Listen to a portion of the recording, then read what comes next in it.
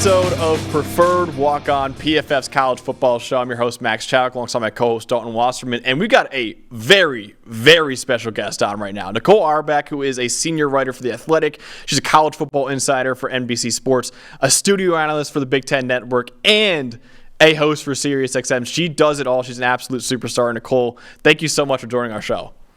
Yeah, happy to be here.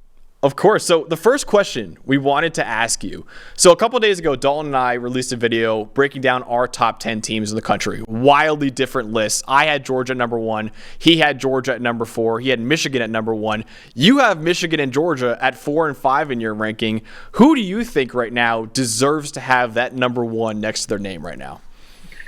I mean, I think you could make the case for like 7 or 8 different teams, and I would not fault anyone. It really just like depends on what you decide you value. So like I understand why some people still have Georgia there, because 2-time defending national champs, you believe the talent's there, like, you know, you're not too worried about the slow starts, defense you believe in. I get all of that.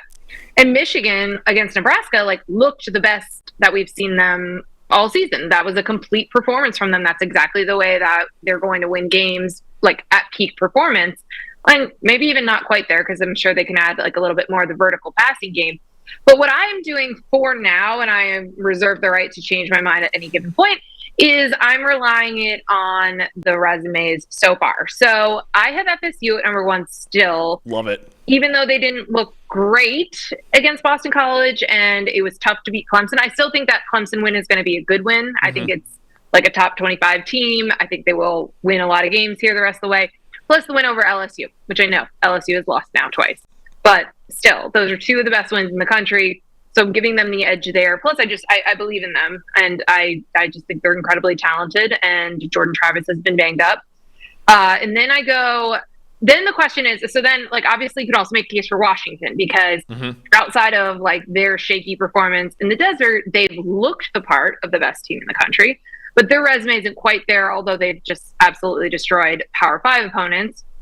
And then you have Texas, too, which I know a lot of people have also put at number 1. And they will definitely be the number 1 team in the country, I think, universally, if they beat Oklahoma.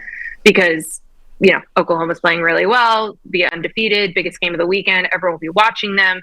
But I also understand making the case for them, too, because of the strength of their win against Alabama, the way that they crushed Kansas, even though Jalen Daniels wasn't there. So I say all this to say I go back and forth on this all the time. Like, it feels incredibly wide open. I think you could even make a case for Oregon, right? If you believe that they're the actual favorite in the Pac-12 right now and that they have the best defense and that they could win that league, well, I think the Pac-12 champ is going to be in the playoffs. So therefore, you can make a case for Oregon. So it's so wide open. And we also have a lot of data, which is not usually the case. Like, that's why I think in most years we would just have Georgia or Michigan just still being up at number 1. But this year you can make the case for the teams that have played people. You could make the case for Ohio State. You can make the case for Florida State. You can make the case for Texas. And so I've been leaning in that direction. But again, like, it's such a crapshoot this year, which I actually love, but it feels really questionable. And I don't think anyone should get that mad at anyone for any of their takes on this, because I legitimately think you can make a case for like 8 teams. Easily. I totally agree, Nicole. I think the most fascinating argument to me is Georgia, because you've got the reputation 2-time defending national champion thing versus the eye test, really. They haven't so far in several games looked like the best team. And to be honest, I like that it's resume based even this early, because, you know, after week 12 and 13 in conference championships, we're going to base this fully on resume, as opposed to the brand and the reputation and all that stuff in 2022 and even 21 for some teams. The resume is what matters. And I think it's this early we can kind of try to parse together who the best teams are. But at the end of the day, that's what it's going to be. So I really do like that it's based on that. Yeah, definitely. Yeah, and I was just going to say, you know, I was talking to a head coach, a Power 5 head coach, who made a point to me that, like, this is kind of going to be the case where, like, it's going to take us a month to figure out who's playing well and different things. He was just talking about how, like, obviously he's pro player safety, so it wasn't a complaint, but just the lack of actually tackling in fall camp now. He was just saying, like, it takes a while for him to even know, like, what his team has and their strengths. So I think, like, we're just gonna live in this world where it's gonna take a while for things to emerge of like who's actually talented and where, because I think the teams are still growing, and that's also part of the fun/chaos. Of course. And Nicole, as someone who took a lot of heat over the summer because I had Florida State really high in my preseason ranking, I'm very, very happy that you joined me in having the Seminoles so high right now, because I agree with you. I think they are certainly a national championship contender for sure. Yeah, I mean, I think they probably have the clearest path right now. Yeah. Obviously there's good teams in the ACC, and the race might be more interesting than we expected since Clemson already has 2 losses. But to me, Florida State has, the 2 feathers in their cap already, and if they just win out, I think they could even lose a game, and they'll be in the CFP. And then I guess, honestly, the second easiest path might be Texas. If they win this week, they'll be heavy favorites in every other game that they play. Their resume would already essentially be complete, and I buy them too. Like, I think that we're possibly headed to a world where, like, there's more than 4 qualified teams for the CFP as well, which we haven't always had. But like, to me, those two, like, it's not that you just want to pencil people in and the sport is weird, upsets happen, but FSU and Texas have already done a lot, I think, for their standing, their resumes, their rankings. Yeah. It's a good point, and I think it's still so early. It's so wide open. I'll tell you what it's early for too: the Heisman race. And obviously, the talk all summer was about Caleb Williams really having the best shot, maybe to be the second repeat winner ever. Only Archie Griffin, almost 50 years ago, did it twice.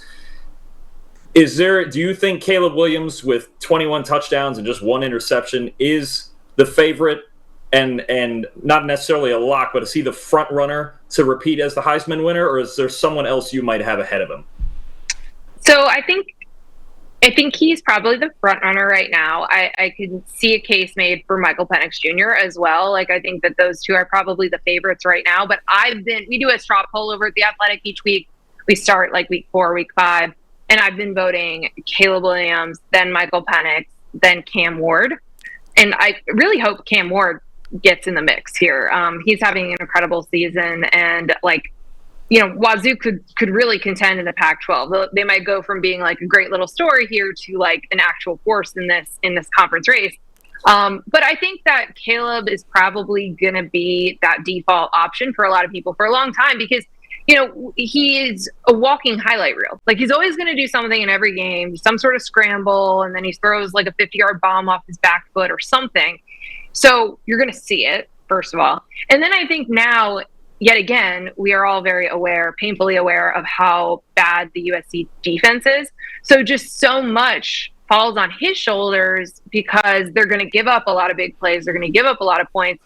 So he's going to have a lot of opportunities to dazzle. So I think for sure he's going to be in New York. I think he'll have a good chance to repeat, again, unless they lose, let's say they lose like 3 games and, Washington or Oregon or somebody else is the class of the conference, then I could see it changing. But I can't imagine that, like, we're going to see him fall off personally, like individually, talent-wise. Like, he's going to do something special every single game, and we're going to see it. Yeah, absolutely. Nicole, listen, you're already a friend of the program for even coming on the show. Now you're probably a best friend of the program because we love Cam Ward. We actually just did an interview with Cam Ward a couple days ago. He, as good as he is on the field, he is a fantastic guy off the field as well. Love that. He's a cool, love that. Cool I love watching him. It was like almost like it's like kind of like a secret, although now it's not as much of a secret. But glad we started this. I'm so glad because, he was a guy who only had 2 FCS offers coming out of high school, and I actually talked to him about that. He's like, listen, man, I still have hatred for coaches who didn't offer me coming out of high school. So he plays with a big chip on his shoulder, so he is fantastic. And, yeah, that Heisman, honestly, I could see the Heisman in New York, the ceremony, just be Pac-12 quarterbacks, honestly. It could be Bo Nix there, it could be Penix, It could be Caleb Williams. It's insane what this Pac-12 conference has. Shedeur Sanders is lighting it up as well, too. It's insane what the Pac-12 conference has right now. I love it. I mean, this is what we were hoping, right? All off season, as you look on paper, like how talented these teams should be, but also the quarterbacks. Like, to your point about how it could be all Pac-12 quarterbacks in New York, that's the reason why this league is, I think, the best league this year and the deepest league this year. And people want to talk about like, oh, the SEC is down or the middle of the Big Ten is down. Those are true, and they don't have the quarterbacks. The quarterbacks are all out west. They either transferred out there or have been kind of building up through the system. But, like, that's why that league is so strong. I mean, it's these offenses. They're super high-powered. And it's just insanely fun to watch. And it sucks, of course, that it's the last year of the Pac-12 as we know it, that all of this is happening. But like you could see it on paper, and especially the way that these teams started to play at the end of last year, or even really all last season. Like I was staying up every single Saturday because something cool and crazy was happening out west. But then the bowl season, everything was just sort of building towards this. So I think it's really awesome that the teams that we thought were going to be good are good. And you just have like such depth in this league. It just gives you, at least 1, 2, or 3 monster games each week, it feels like. Yeah, absolutely. So going to the other side of the ball real quickly, though, there have been defenses that have been carrying teams to victory, like Alabama. Penn State has really had a great defense as well. In your opinion, who has been the most impressive maybe on that side of the ball so far this season?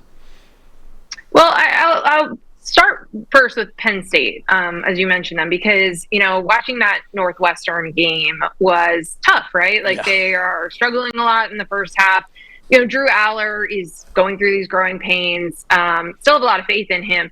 But the defense has just been like so good at getting in the backfield, so good at pressure. It's the tackles for loss, the sacks. It's that type of a defense. And then obviously they have like individual defensive stars at every level, which I love to watch as well.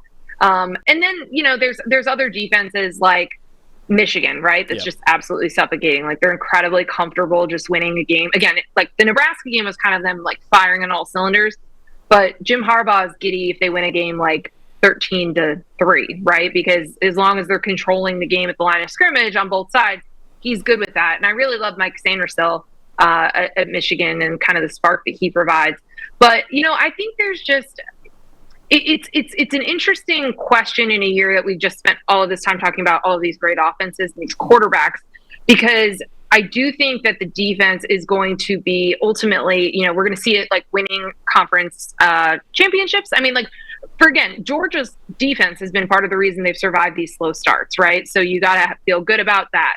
Again, Alabama, you mentioned. I think Texas has improved defensively, up front especially. That's been part of their growth. I think Oregon, I trust Oregon's defense the most out of the top teams in the Pac-12. So it's going to factor in, but it definitely does feel like one of those years where the advantage goes to the offense. And listen, another defense that I'm intrigued by, but I'm not not 100% sold, is Ohio State.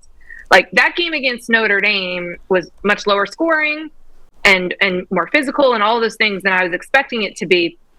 But Ohio State, we wait and we see if they've improved. We've seen, okay, can they stop giving up big plays? How are they on the back end? Like they'll be tested with Maryland. And I think like that's why I'm actually really excited about this game in Columbus this weekend, because Maryland's improved on both sides. And yes, Talia Tagovailoa like tends to throw interceptions, but like he can stress that defense. Like the big explosive plays that we always worry about Ohio State giving up, Maryland is capable of. So I feel like after we see them play this type of offense, I'll have a better sense of whether or not I do trust the defensive improvements that like on the stat sheet have shown up for the Buckeyes. And we've been waiting like multiple years to see them. But, I think that they're probably the one that jury's still out for me, but I have faith that it could be significantly better.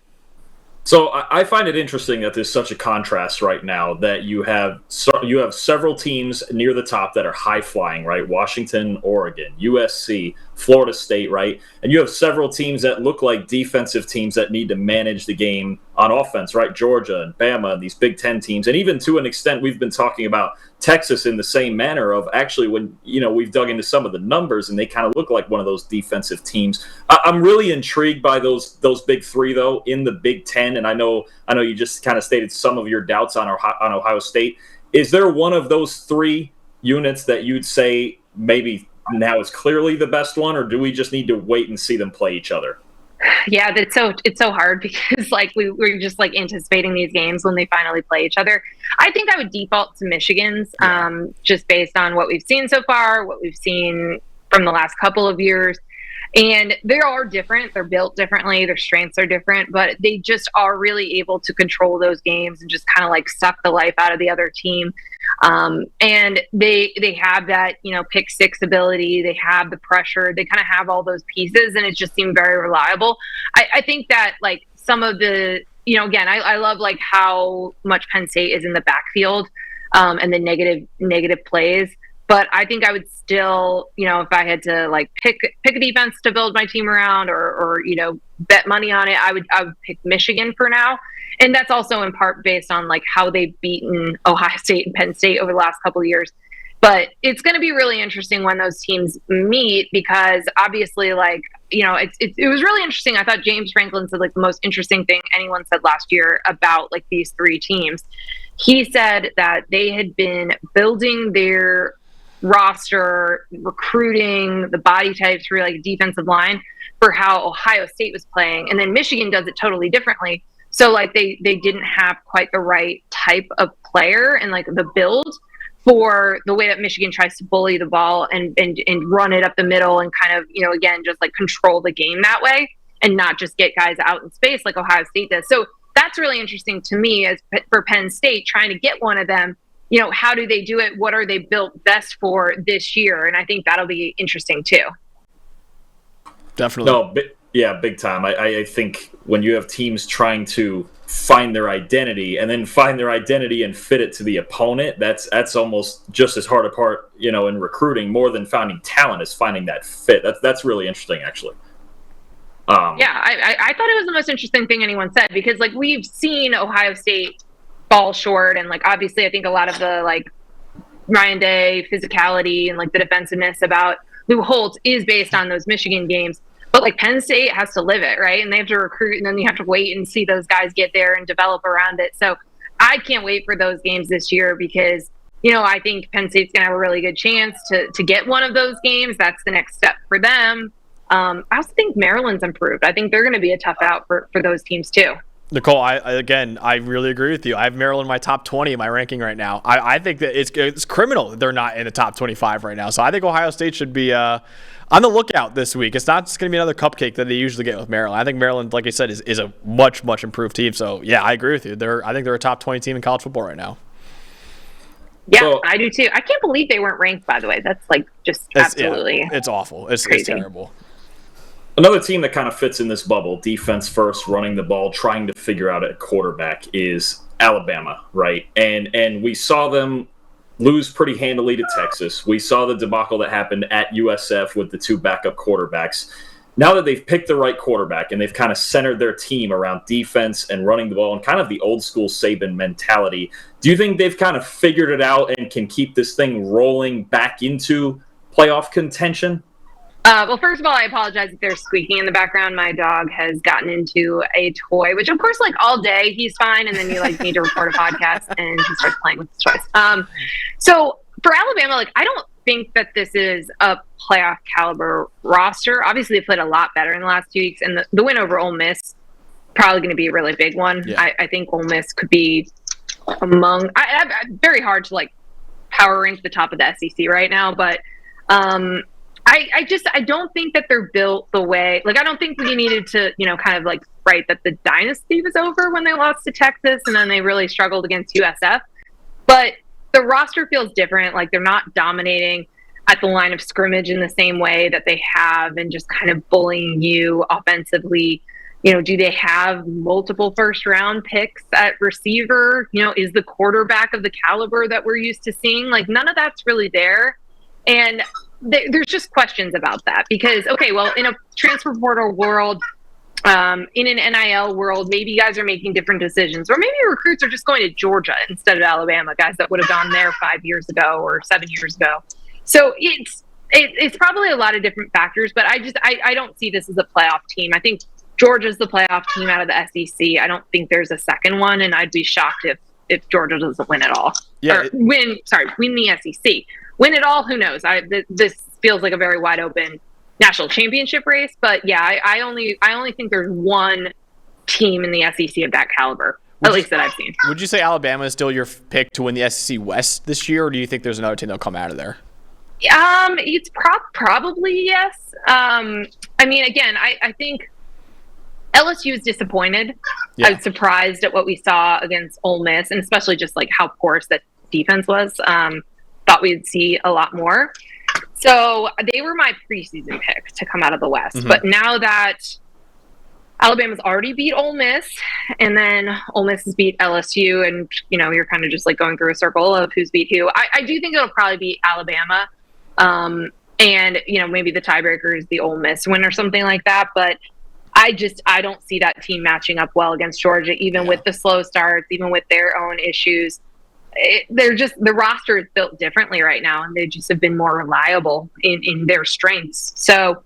I guess I am convincing myself that it will be Alabama in Atlanta. That's fair.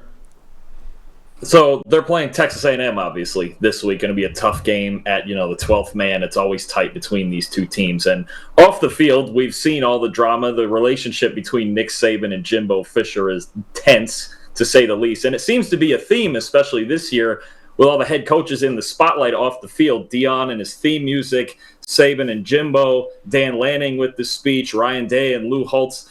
Curious, as an insider, do you have a favorite interview or a favorite story of something like that you've experienced from a head coach? Of getting screamed at or getting yelled at like that. The feuds have been great. I have enjoyed a lot of the pettiness. It was like a couple Saturdays ago, I was a little curious why all the octogenarians were the ones, getting the subject of everybody's wrath. But no, I mean, I think in general, like we've all, coaches are emotional, especially, in or after games, and they get upset about different things. I haven't had it happen to me too often, but some of my best friends in this industry are sideline reporters who have definitely gotten it, especially at halftime or right after a game with some of these coaches. I mean, you're just so tightly wound, and it's the last thing you want to do is talk to someone and talk into a microphone. So I don't have any that come to mind, but I will say my favorite from this season so far was the Ryan Day on the field in South Bend, because I was unaware of what Luke Holtz had said. I didn't even see it coming in. So it was like the shock of his reaction. We don't usually see him that way. And then having to look it up, realize this is what he's teeing off on. And he was clearly carrying it with him the whole day and was just super upset about it. So that one's been my favorite one for this year, but there's some good all timers. And, the I'm a Man I'm 40 anniversary was a few weeks ago. And that's just an all-time rant. Yep. I know both sides of that one. So yeah, that hasn't, thank God I haven't been on the receiving end of a viral rant. That I will be happy about that part. I'm glad you have it. And speaking of those sideline reporters, I don't think there's a scarier job in the country than talking to Nick Saban at the sideline after Alabama's maybe had a poor first half. That is I'm not going to quit asking. That one comes to mind where I'm like, man, I feel so bad, because I'd be terrified if I was that sideline reporter. But speaking of head coaches, I mean, you are a college football insider. It's not silly season yet, which is, almost as good as the actual college football season. But there are a couple Power 5 openings right now in the Big Ten, in Michigan State and Northwestern. Your colleague Bruce Feldman already came out and said Urban Meyer is not interested in the Michigan State job, unlike what a lot of other people have been saying. How attractive do you think those two jobs are, and who are some of the guys that we should keep an eye out for those two jobs eventually? Yeah, I mean, I think Michigan State is an attractive job. It's a place that's had success, made the playoff in the 4-team era. The resources, commitment, recruiting base, all of that's there. And Northwestern's an interesting one, because just all of the academic schools that are going to have their own unique challenges with taking in transfers and the type of athlete they recruit, type of student they recruit. They're kind of going to always be that way as well. But here's the thing, this is going to be a really interesting cycle, because we're going to see some of the aftermath of the realignment decisions and these big media contracts, because, I think that some of the names that make a lot of sense for Michigan State, the program builders, the coaches who have done more with less talent than some of their peers in their conference, like a Mike Elko, like a Lance Leipold, Jake Dickert, Jonathan Smith, they're in positions where you could say, okay, well, a step above the Big 12 or the ACC would be the Big 10 or the SEC. Or obviously those Pac-2 schools are stranded on their own and they're trying to do all they can, but getting a life raft, getting a spot, getting a chance to be in the Big 10 or the SEC, those are the leagues where they're going to be bringing in the most money, they're going to have the most resources, they're going to pay their coaches the most. It's going to be an interesting test of seeing, how much that plays in if Michigan State's able to hire, again, a sitting Big 12 or ACC coach. That becomes an easy narrative. But like those are the types of coaches that I think that Michigan State can and should look at, because again, you want to have a culture, be developing, build, and Michigan State's best teams they had like 2-3-star players and they developed them into NFL pros. And like, that's, I think, the mold. And that's, you're going to get good players, but you still want to be the kind of person who can identify and develop. And like those coaches, Mike Elko is kind of like the gold standard. I'm a big Elko person. Yeah. I just think he does a really good job of that. And he's so analytical too. So like they're also looking for advantages in their scheme. And one of the things that he told me when I went and spent time with him before last season was that before he got to Notre Dame and A&M, he had always been at schools that were never going to have the most talented roster in their own division or their own conference or whatever. So they always had to maximize. And like I think about that a lot when I think about this Michigan State opening, because I think that's the way to do it and the way to win there, and to not try to do it, the same way Ohio State does it or the way that Michigan does it. And then, again, if you think about like Jake Dickert and Jonathan Smith, an interesting parallel for them is like they have been the second school in the state, right? And they've dealt with that dynamic of recruiting to that, selling your school, marketing, donors, all of that, when, there is Oregon and there is Washington there. And so I think like understanding that dynamic in the state of Michigan is also really important. But yeah, I think it's an attractive job. It's not like in that top tier of Big Ten jobs, like the Michigan, Ohio State, Penn State, USC. But I think it's a good job. They care, they have the resources, and it's one of the two leagues that everybody's going to want to get to. So I do think that there will be a lot of interest in that one. Absolutely. Nicole, this was a fantastic conversation. Thank you so much for coming on the show. Yeah, absolutely. Thanks, guys.